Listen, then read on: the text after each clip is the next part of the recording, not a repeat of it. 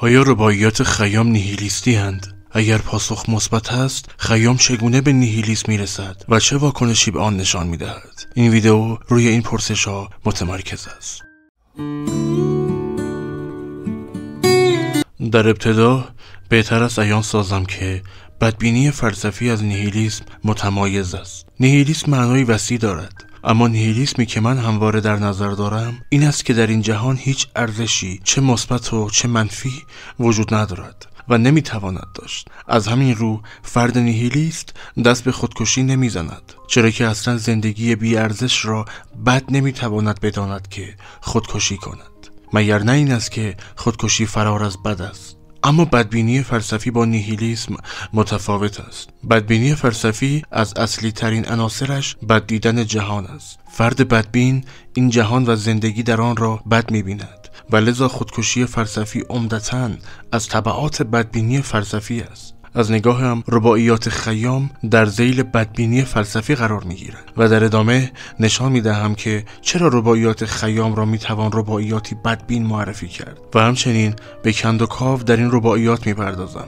و نشان می‌دهم که چه فرض‌هایی موجب می‌شوند که سرایندگان این رباعیات به بدبینی فلسفی برسند. اما چرا می‌گویم سرایندگان رباعیات خیام و نه سراینده؟ علت این است که به واقع رباعیاتی که در ادامه با نام رباعیات خیام معرفی می شوند تماما رباعیاتی نیستند که توسط شخص خیام سروده شده باشند، بلکه این رباعیاتی اند که وجود چند خصیصه مشترک آنها را به نام رباعیات خیام مشهور کرده است. البته از همان زمانی که رباعیات خیام چه به صورت آشکار و چه به صورت پنهان در ایران پخش شدند، همواره در باب صحت انتساب برخی از این رباعیات به خیام بحث وجود داشته. اما من در ادامه درگیر این موضوع که کدامین رباعیات از آن خیامند و کدامین رباعیات نیستم و تمامی رباعیاتی که در کتاب‌های گوناگون تحت عنوان رباعیات خیام شناخته می‌شوند را با نام رباعیات خیام می‌آورم. پس خلاصان که رباعیاتی که در ادامه می آیند رباعیاتی خیاموار هستند، اما اینکه کدامی که از آنها حقیقتا مال خود خیام است بر من و دیگران پوشیده است. البته سعیم بر این است که تنها از رباعیاتی که مرحوم محمد علی فروغی جمع‌آوری کرده استفاده کنم. نکته دیگر این که بحث من در اینجا در باب تمامی رباعیاتی است که عمدتاً با نام رباعیات خیام شناخته می شوند. منظورم این است که این رباعیات را نه به صورت جزئی و تک تک بلکه به صورت یک کل می‌بینم و در واقع آنچه که در ادامه می آید ناشی از کل دیدن این رباعیات است و البته که کل دیدن یک چیز یعنی آنکه اجزای آن چیز مستقیم یا غیر مستقیم با هم در ارتباط هستند. فرد بدبین جهان را بد می‌بیند. او علاقه‌ای به زیستن در این جهان ندارد. از نظرگاه او میان زیستن و نزیستن در این جهان بی هیچ تردیدی میبایست نزیستن را انتخاب کرد و همین است که فرد بدبین را از نیهیلیست متمایز می‌سازد.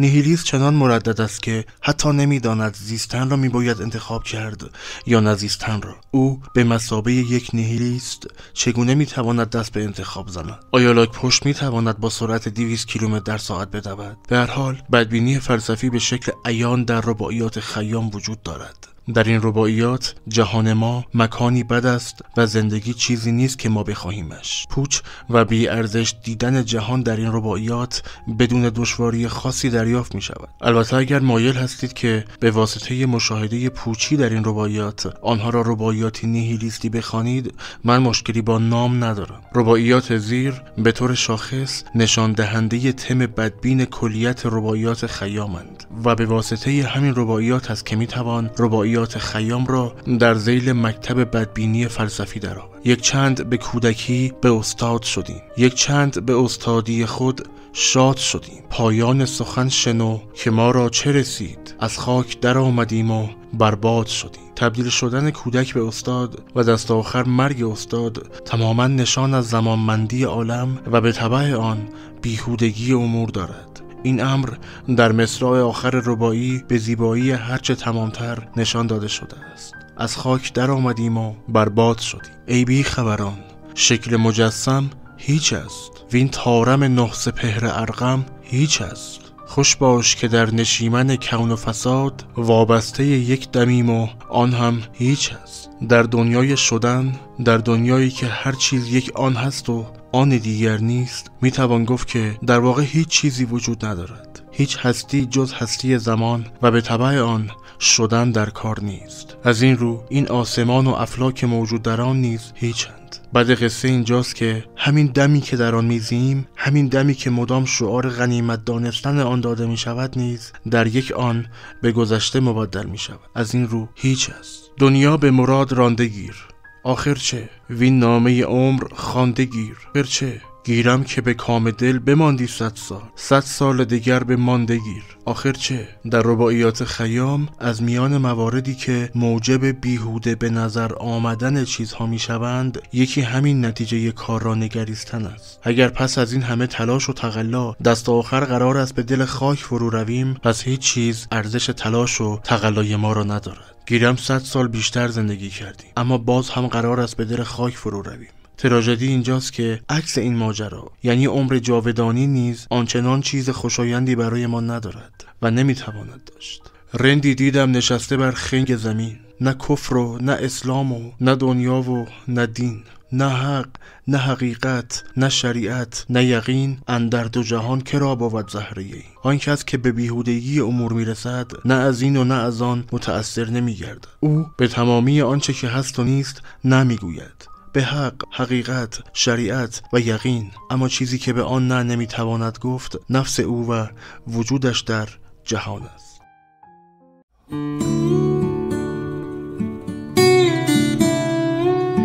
اما مهمتر از آن که رباعیات خیام نیهیلیستی یا بدبینی‌اند، این است که چرا نیهیلیستی یا بدبینی‌اند. در واقع در رباعیات خیام چندین عنصر وجود دارند که جمع شدن آنها در کنار یکدیگر موجب شده که این رباعیات دیدی منفی به جهان داشته باشند و جهان را بی‌ارزش و پوچ نشان دهند. اولا شک معرفت شناختی ژرفی بر آنها سیطره دارد. ثانیاً بر زمانمندی عالم و گذرا بودن همه چیز و لذا بی ارزش بودن همه چیز تاکید دارند. ثالثاً بر مرگ پذیری موجودات به شدت تمرکز دارند. رابعاً موجودات و خصوصاً انسانها را مجبور نشان می‌دهند. خامساً رنج موجودات در آنها بسیار مورد توجه است و سادساً انسان را موجودی جاودان نمی‌بینند.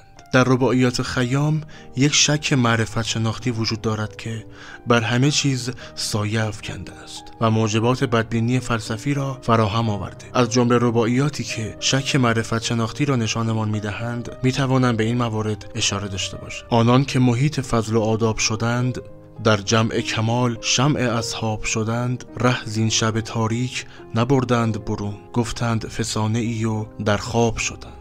سرایندگان رباعیات خیام گویا با تبعیت از خیام اصلی هر کدام بشر را ناتوانتر از آن می‌دیدند که بتواند آنچه خود نام حقیقت بر آن نهاده را کشف کند. جهان را همچون شب تاریک انگاشتن و سخن اصحاب فضل را فسانه پنداشتن نشان از کوچکی عقل و اندیشه آدمی در برابر بزرگی و سترگی حقیقت دارد. آدمی با عمر کوتاه خود که در یک آن می‌گذرد کجا می‌تواند به حقیقت و چرایی وجود خود دست یابد؟ هر انسانی حتی آن که فرزانه مینامندش تا به خود می‌آید میباید بار و بنه را بر جای گذارد و به خوابی ابدی رود.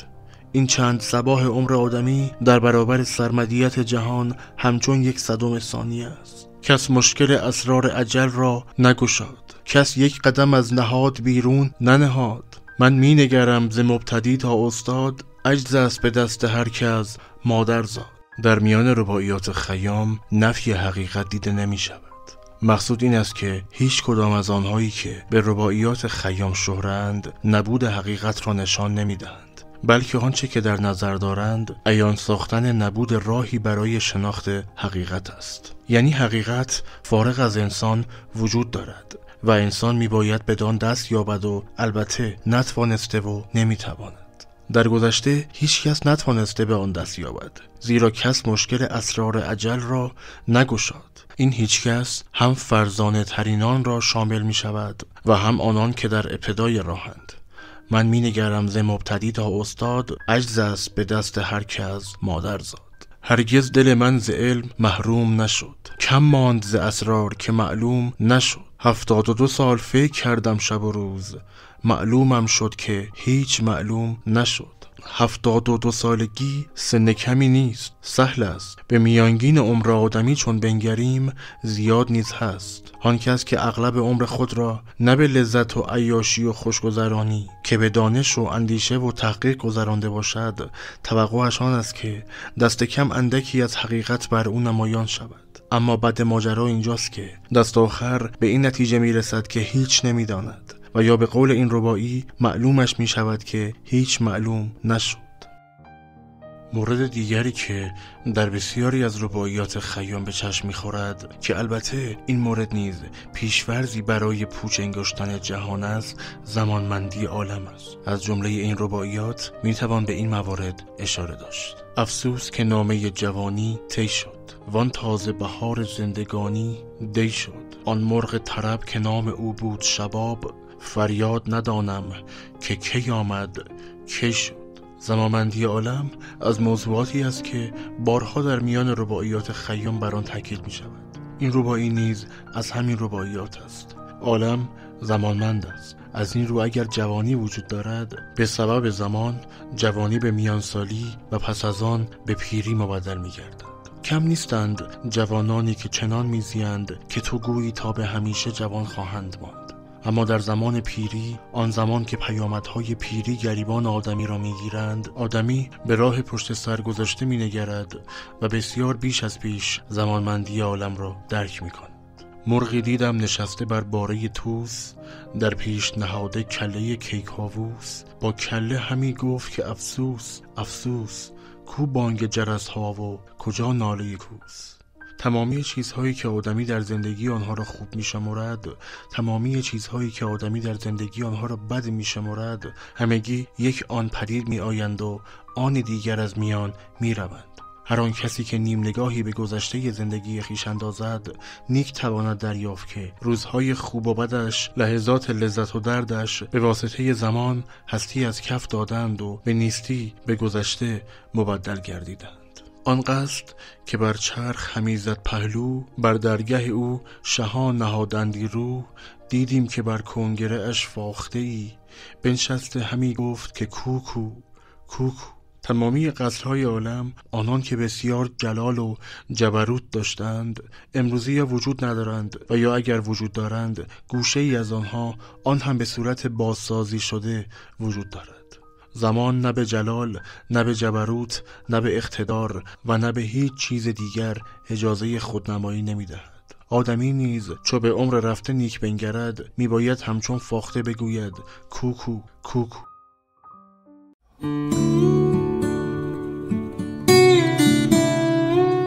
اما نکته منفی که خیام و دیگر سرایندگان رباعیات خیام از زمانمندی عالم در نظر دارند، مرگپذیری موجودات است. همین مرگپذیری موجودات زنده از جمله مواردی است که به کرات در میان رباعیات خیام از آن گلایه شده و می توان گفت که به واسطه همین مرگپذیری موجودات زنده و در کل وجود مرگ است که بسیاری از رباعیات خیام تمی غمگنانه دارند. شاخصترین رباعیاتی که به مرگپذیری موجودات میپردازند عبارتند از: ای چرخ فلک، خرابی از کینه توست، بیدادگری شیوه دیرینه توست. ای خاک اگر سینه تو بشکافند، بس گوهر قیمتی که در سینه توست. سراینده این رباعی گویا بسی از وجود مرگ سرخورده بوده. او وجود مرگ را ناشی از کینه چرخ فلک می‌داند. چرخ فلکی که از دیرباز موجودات را به کام مرگ فرو برده و خود همچنان زنده است. موجوداتی که یک به یک به سینه خاک فرو رفتند. مرگ آنان را در دل خاک در کنار یکدیگر قرار داده، بیان که نیم نگاهی به زیبایی، شوکت، جلال، جاه، جایگاه، ثروت و بسیاری موارد مثبت دیگر انداخته باشد. بر چرخ فلک هیچ کس چیر نشد و از خوردن آدمی زمین سیر نشد. مغرور بماندی که نخورده است تو را، تعجیل مکن همی بخورد دیر نشد. اندیشه به مرگ را در افکار تمامی انسانها نمیتوان دید. انسانها همواره به مرگ فکر نمی کنند، اما آن کسان که به مرگ می اندیشند، آن کسان که هستی چیزها را هستی به سوی مرگ می بینند، محال است که بتوانند به راحتی از اندیشه به مرگ دست کشند و یک زندگی فارغ از مرگ اندیشی را پشت سر گذارند. آنان می‌دانند که نه آدمی و نه هیچ موجود میرای دیگری یارای رقابت با چرخ فلک را ندارد و دست آخر پس از آن همه غرور و مکنت بایستی تسلیم مرگ گردد و در دل خاک خانه گزیند. آنان نیک دیدند که گذشتگان، حتی آنان که از جلال و جبروتی بیمانند برخوردار بودند، اکنون چیزی نیستند جز خفتگانی در دل خاک، چیزی نیستند جز خوراکی برای موریانه ها و مورچه ها. از این روز که میگویند بر مفرش خاک خفتگان میبینم، در زیر زمین نهفتگان میبینم، چندان که به صحرای عدم مینگرم، ناآمدگان و رفتگان میبینم. هر یک چندی یکی برآید که منم، با نعمت و با سیم و زر آید که منم، چون کارک او نظام گیرد روزی، ناگه اجل از کمین درآید که منم. غرور آدمی را حد و حصری هست، هیچ موجود دوپایی یارای آن ندارد که تا به همیشه مغرور باشد. او حتی اگر خود واقف نباشد با هر نفسی از زندگانی به سوی مرگ در حرکت است.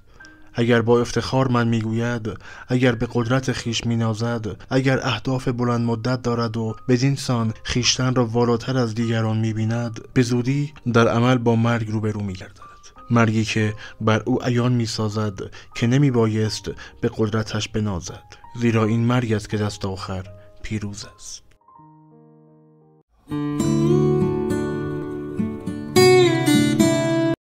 جاودانگی از مقولاتی است که بسیاری از انسان‌های تاریخ به آن روی خوشی نشان دادند. کمتر انسانی است که بداند جاودان نیست و پس از مرگ کاملا نیست می‌شود و در این حال غمگین نشود.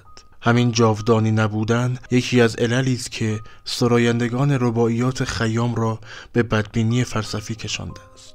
البته در میان رباعیات خیام گاه دیده می شود که رباعیاتی قاطعانه سخن از نیست بودن پس از مرگ نمی رانند و در واقع موضعی شکاکانه نسبت به پس از مرگ می گیرند. اما برخی دیگر زندگی پس از مرگ به شکل انسان را افسانه می بینند و این فرضیه را واقعی نمی نهند.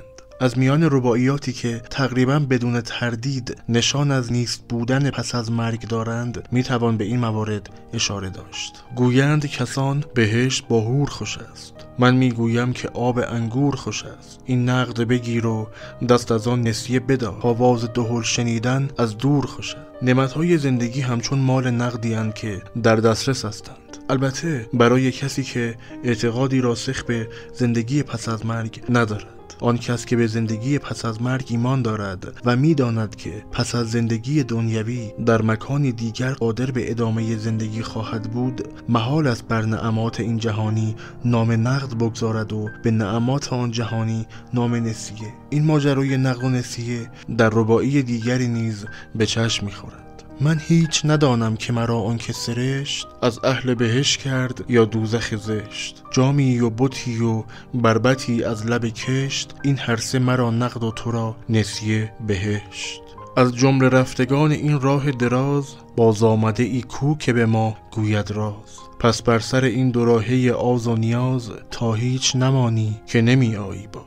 نمی آیی باز عبارتی است که رباعی به آن ختم می شود و در واقع اساس و نتیجه این رباعی نیز هست. دو مصرع دوم این رباعی به گونه دیگر نیز نقل شدند. هان بر سر این دو راه از روی نیاز، چیزی نگذاری که نمی آیی باز. ای کاش که جای آرمیدن بودی، یا این ره دور را رسیدن بودی. کاش از پی 100,000 سال از دل خاک، چون سبزه امید بر دمیدن بودی. برخی از سرایندگان رباعیات خیام چنان از زندگی پس از مرگ ناامیدند که از عبارات ای کاش برای زندگی پس از مرگ استفاده می کنند. ای کاش که جای آرمیدن بودی. این پیش‌فرض با پیش‌فرض چهارم قابل جمع نیست، اما میتواند ناشی از شک معرفت شناختی باشد. کسی که به همه چیز شک دارد و معیاری یقینی در دستش نیست که بتواند با آن حکم کند، ناچار به پس از مرگ هم با دیده شک مینگرد و همین امر خود میتواند تأثیری منفی بر عقایدش بگذارد و راه را برای آن که به بدبینی فلسفی کشانده شود باز کند. از میان رباعیاتی که به زندگی پس از مرگ به دیده تردید مینگرند و نشان ایشان از آن دارند که سرایندگانشان هیچ نمیدانند پس از مرگ چه خبر است، میتوانم به این موارد اشاره داشته باشم. در دایره ای که آمد و رفتن ماست، او را نه بدایت نه نهایت پیداست. کس می نزند دمی در این معنی راست، که این آمدن از کجا و رفتن به کجاست. درد موجود در این رباعی را تنها آن کس که سرگردانی و آوارگی را در جهان تجربه کرده باشد به تمامی حس می کند. منظورم از آواره و سرگردان کسی نیست که در خیابانها کارتون خوابی کرده باشد، بلکه منظورم کسی است که در پی چرایی وجود گشته و هیچ عایدش نگشت. دریاب که از روح جدا خواهی رفت، در پرده اسرار فنا خواهی رفت. می نوش ندانی از کجا آمده ای، خوش باش ندانی به کجا خواهی رفت. حال هر یک از ما همچون کسی است که در بیابانی سوزان به خود می آید و موجوداتی همچون خود می بیند. موجوداتی که برخی از درد به خود می پیچند، برخی در پی آب و غذا هستند و برخی دیگر از فرط گرمای خورشید در عذابند. آن شخص می بیند که هر از گاهی یکی از این موجودات نفسش قطع می شود، لیک نه می داند همگی از کجا به این بیابان پردرد و رنج وارد شدند و نه می داند که پس از مرگ و پس از آن که به ظاهر ارتباط موجودات زنده با بیابان قطع می شود به کجا می روند. او حیران و سرگردان تنها به آمد و شد می نگرد، اما از چرایی آمد و شد و از مبدأ و مقصد این ماجرا بیخبر است و در همین بیخبری نیز خود عمر از کف می دهد و به جرگه رفتگان می پیوندد. اسرار ازل را نه تو دانی و نه من، وین حرف معما نه تو خوانی و نه من. هست از پس پرده گفتگوی من و تو، چو پرده برافتد نه تو مانی و نه من. آن کس که آمد و شد آدمیان را می نگرد و نمی تواند دریابد که این آمدن از کجا و رفتن به کجاست، بدین نتیجه می رسد که میان او و راز جهان پرده‌ای وجود دارد، پرده‌ای که مسبب پوشیده ماندن اسرار بر اوست. لیکن بد ماجرا اینجاست که هستی او تا زمانی است که پرده نیز هست. اگر پرده هست نباشد، او نیز هست نخواهد بود.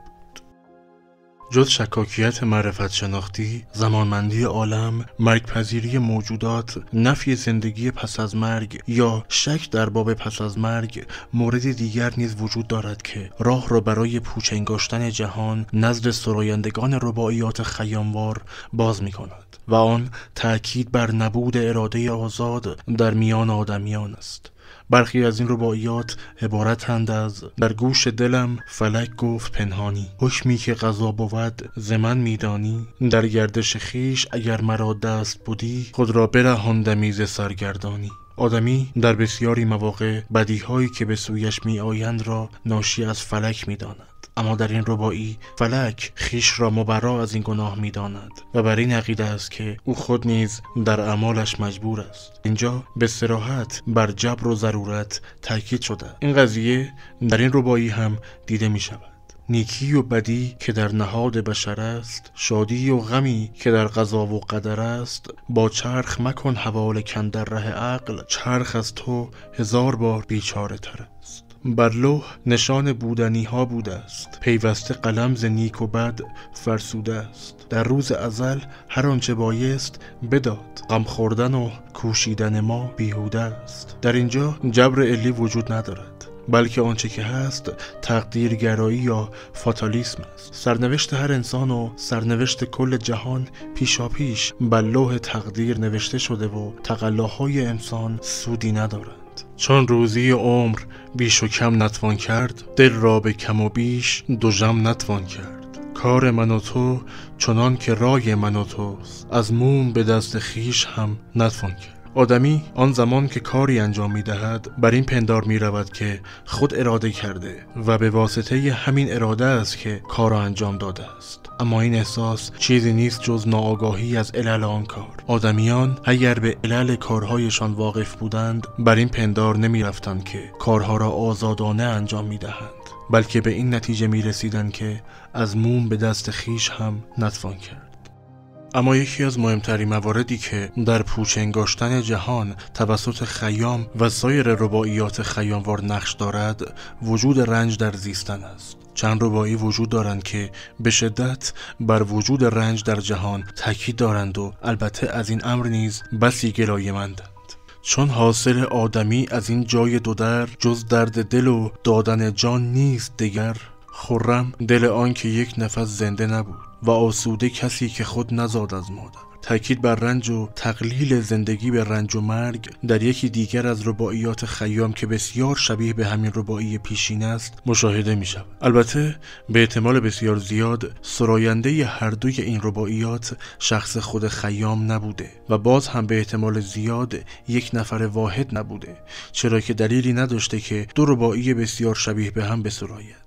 اما با توجه به فرضی که من بر پایه آن در بخش اول بحث را آغاز کردم، تمامی رباعیاتی که تمی خیاموار دارند را تحت عنوان رباعیات خیام می‌خوانم. افسوس که بیفایده فرسوده شدیم و از داس سپهر سرنگون سوده شدیم. دردا و ندامت ها که تا چشم زدیم، نابوده به کام خیش نابوده شدیم. در دنیایی که پی و بنیانش بر رنج نهاده شده، در جهانی که هیچ عاید بشر نمی‌گرداند جز رنج و عذابی مداوم، باید هم هستی و زندگی را همچون موجودی دست به دست تصویر کرد که در حال ضربه زدن بر تن و روح آدمی است. در این بین گذر زمان و رو به سوی مرگ بودن خود دردی مضاعف است. حکایت ما در جهان طبق آن افسانه شرقی حکایت انسانی است که پلنگی در پی اوست. او آنچنان با تاب و توان فراوان در گریز است که حتی با وجود آن که نفسش بسی بند آمده، یک آن از سرعت خیش نمی‌کاهد. در همین اثنا به چاهی میرسد و برای رهایی از شر پلنگ وحشی خیشتن را در چاه میاندازد. در همین حین است که اژدهایی سهمگین را در انتهای چاه می‌بیند و به ناچار در اواسط چاه به کمک یک شاخه گیاه که از دیوار چاه به در آمده از سقوطش به ته چاه جلوگیری می‌کند. از یک سو اژدها با ولعی تمام در ته چاه منتظر اوست و از سوی دیگر پلنگ وحشی در سر چاه به او می‌نگرد. در همین حال سرگردانی و بهت است که می‌بیند گیاهی که از آن آویزان شده هر آن در حال نازک شدن و پاره شدن است. بعد قصه اینجاست که می‌بیند دو موش سیاه و سفید هر یک شروع به جویدن گیاه می‌کنند. شخص مفلوک و بیچاره راهی ندارد جز انتظار برای سقوط به دهان اژدها.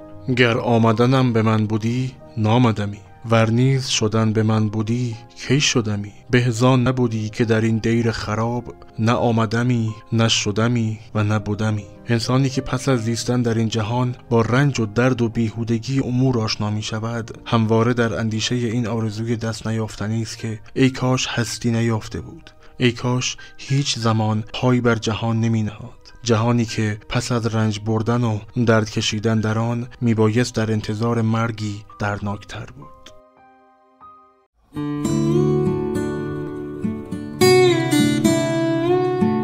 به همراه یکدیگر مروری بر پیش‌فرض‌های بدبینی فلسفی در رباعیات خیام داشتیم و دیدیم که چه فرض‌هایی موجب گشتند که خیام و سایر سرایندگان رباعیات خیامی به بدبینی فلسفی کشانده شوند.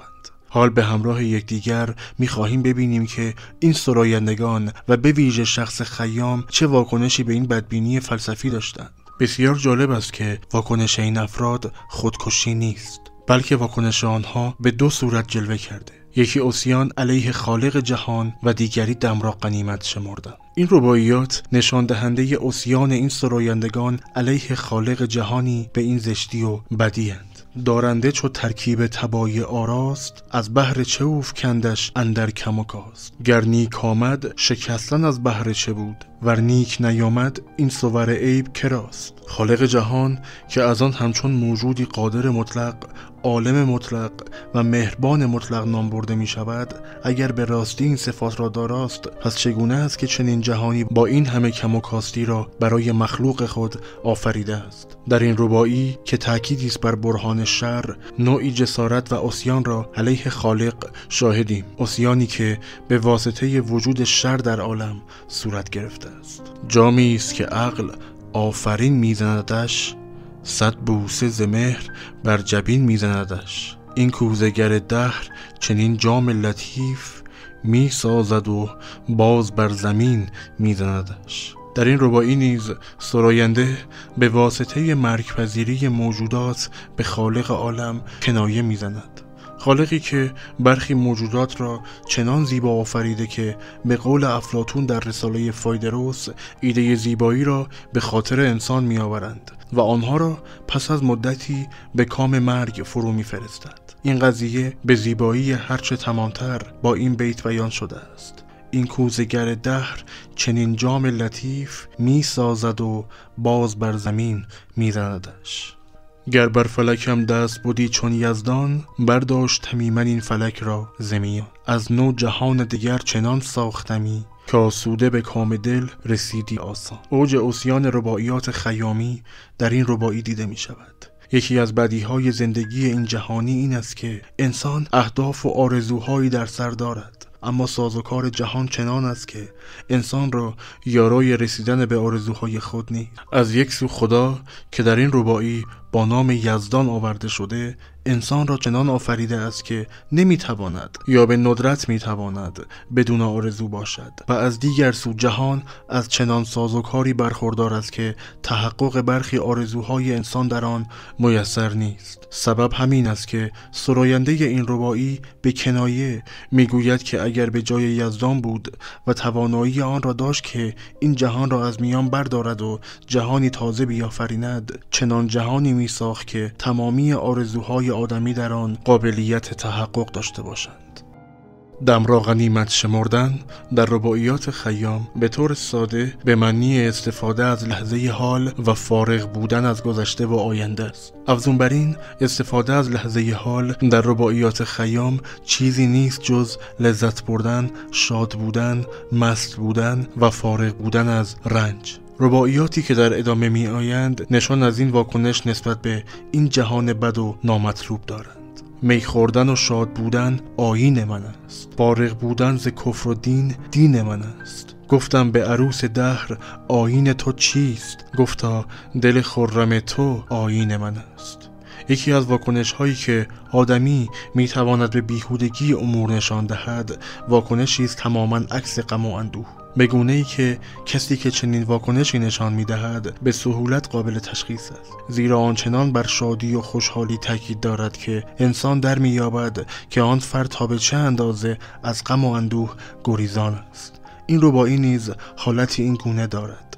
در بطن آن تأکیدی قوی بر شادی و خوشحالی وجود دارد، تأکیدی برآمده از بیزاری از غم و اندوه. ای دل غم این جهان فرسوده مخور، بیهوده نه غمان بیهوده مخور. چون بوده گذشته و نیست نابوده پدید، خوش باش و غم بوده و نابوده مخور. این رباعی به صراحت بر دم را غنیمت شمردن تاکید دارد. کم نبوده و نیستند کسانی که گذشته و آینده را همچون دو نیستی در نظر میگیرند و برانند که تنها چیزی که در دسترس است زمان حال است. آنها از این مقدمات این گونه نتیجه میگیرند که انسان خردمند تمرکز و حواس خود را به دو نیستی معطوف نمی کند، بلکه تمامی هوش و حواسش به لحظه حال است، یا به تعبیر رباعی خوش است و غم بوده و نابوده را نمی خورد. خیام اگر ز باد مستی خوش باش، با ماه رخی اگر نشستی خوش باش. چون عاقبت کار جهان نیستی است، انگار که نیستی چو هستی خوش باش.